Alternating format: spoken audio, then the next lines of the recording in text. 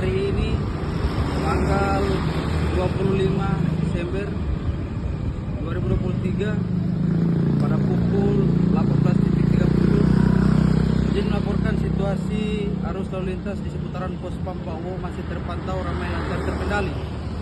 Kendaraan didominasi roda 2, roda 3 dan roda 4. Seperti yang kita lihat di belakang saya dari arah Kabupaten Bonebolango menuju Kota Gorontalo masih terpantau ramai landai aman, lancar terkendali. Jadi diharapkan kepada pengguna jalan agar selalu menaati aturan lalu lintas dan selalu menjaga keselamatan saat berkendara. Demikian yang dapat saya laporkan dari Pos Pampauwo. Salam presisi, salam sigap, lantas hadir. Assalamualaikum warahmatullahi wabarakatuh.